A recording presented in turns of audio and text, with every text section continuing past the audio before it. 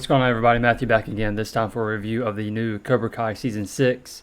The first half, the first 5 episodes, I've watched them all, and let's go ahead and jump into it.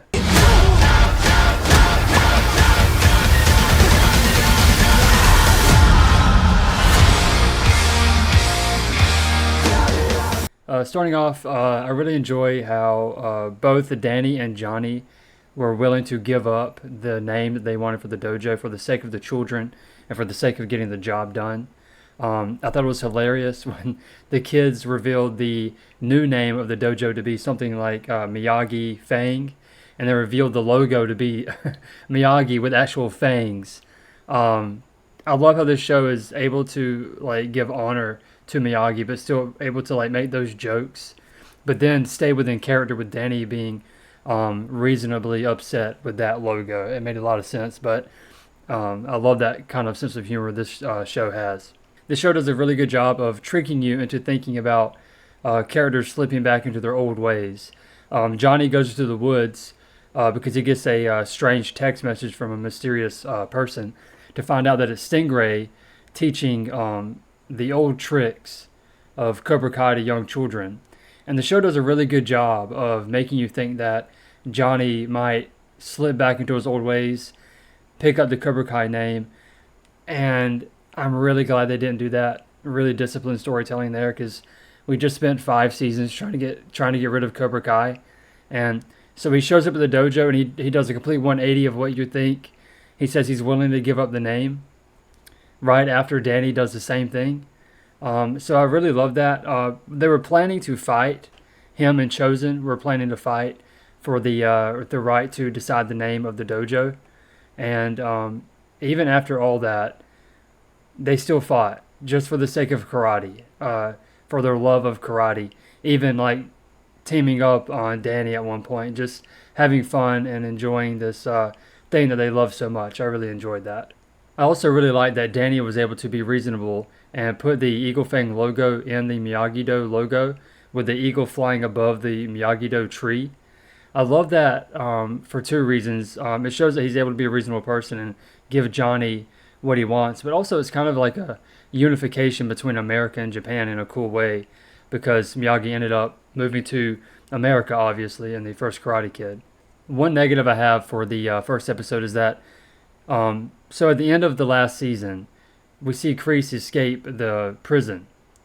And in this episode, it establishes that the U.S. Marshals are after him, but he's just somehow in Japan. How is he able to get on a flight to Japan if the U.S. Marshals are after him? It's one of those things that this show does where you just kind of have to ignore it and roll your eyes and just kind of go with it, because the stuff with him in Japan is good. It's just getting there is kind of just wiped under the rug. And going back to the fact that it shows the character's growth over all these seasons, there's one aspect of this show where Johnny was trying to buy a house for his new family because they had a pipe burst, and they also has a baby on the way. So they really need a new home. And it shows him going and looking for homes with Chosen. They get to a certain house, and there's a really rude real estate agent who they really don't get along with.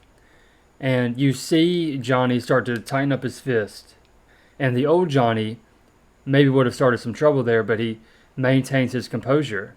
And because of that, there's a person there who knows him from high school and is willing to be pretty lenient and helpful in helping Johnny find a house in the neighborhood because he owns multiple. So it just goes to show that had Johnny not maintained his composure and started kicking ass in that house, that guy would have seen it and never would have given Johnny the opportunity that he did. So it shows you that maintaining your anger and being calm and patient does have its benefits. Moving to another negative that I have, we were introduced to the Japanese karate students. There's one in particular who's wearing a badge that signifies that he's the best one. There's another character there who is kind of a piece of shit, impatient, doesn't really respect anybody. And Kreese kind of singles him out and uses him as an example and punishes everyone. I didn't see it going this way. It turns out that this is the kid that's actually the best. And he ends up fighting the one who has the badge and 2 others and really kicks the shit out of him. So it really begs the question, why wasn't he wearing the badge to begin with. If he's able to beat the best as well as two other students at the same time, I didn't really understand why he wasn't already the best.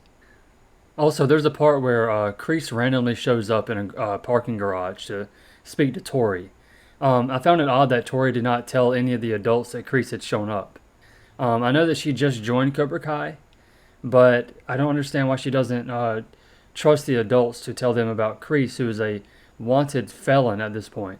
Speaking of Tori, I really thought the way they revealed her mom's death might be the best executed part of this season. She spills some pills. Whoops. She spills some pills and then leans down, and we see her mom in the background before she does. It's tragic. You know she's dead from how limp she is, and it shows her fist balled up, most likely holding that purple cap that we see later in the flashback. But this kind of plays into the other issue that I just had. Tori's mom dies, and they ask her if she has anyone. And she says, no, I don't have anyone, even though you're a part of a dojo where you have a lot of people that care about you. You even have a boyfriend. What made her think that she didn't have anybody on her side? Why did she feel that she had to be alone in this moment? It didn't make any sense to me. So having said all that, I do have two big negatives with the first 5 episodes so far. And they both come at the tail end of these 5 episodes. The first one being that when Tori reveals to everyone that her mother has passed away, she lashes out and accuses Danny and his wife of not letting her win just because they're afraid that she's going to beat their daughter, which is understandable from her character. However, Johnny steps in and says, maybe she's right, which I thought really wasn't in his character, and he should have known better, and that by this point in the show, he should know that Danny wouldn't do something like that. Now, if it had been the first, second, or maybe even the third season, then yeah, but after everything they've been through at this point, I don't think that's something Johnny would do.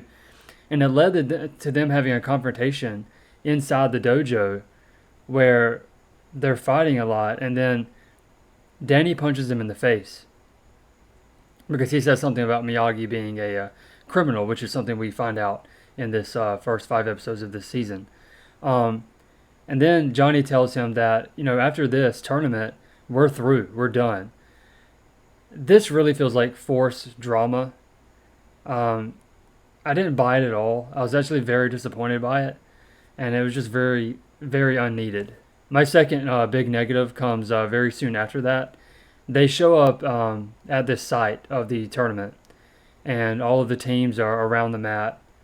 And then Tori shows up with Kreese and his combatants. How did she contact him from Japan?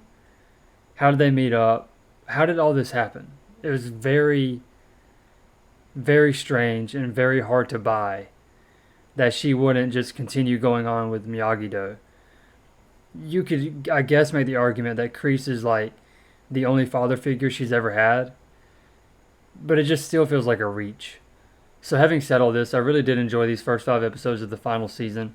I'm looking forward to the next 5, but the show does feel like it's kind of running out of steam. There's not very much left to do. All the characters have kind of been spent with what you can do with them. So I'm very glad this is the last season. I'm very excited to see where these characters end up. I've wanted for a very long time for Kreese and Silver to both understand that they need help with their PTSD. And I still hope that's where this finishes. We have not seen Silver yet this season. I would be surprised if we don't see him at all. But that's how I want this to end for both Kreese and Silver. If they deserve jail time, then they need to get it. But I just want them to kind of get over their PTSD. The show does a good job of showing you that they were not always bad people. I mean, even in this season, it shows Kreese in Japan protecting a small child who he's now training these kids with. But I kind of just want everyone to come to an understanding and to be happy. So anyway, guys, that's my review of the first 5 episodes of Cobra Kai Season 6. Let me know in the comments below, did I miss anything? Do you agree with me, disagree with me? And please hit that like button and subscribe. And I'll catch you next time, guys. Take it easy.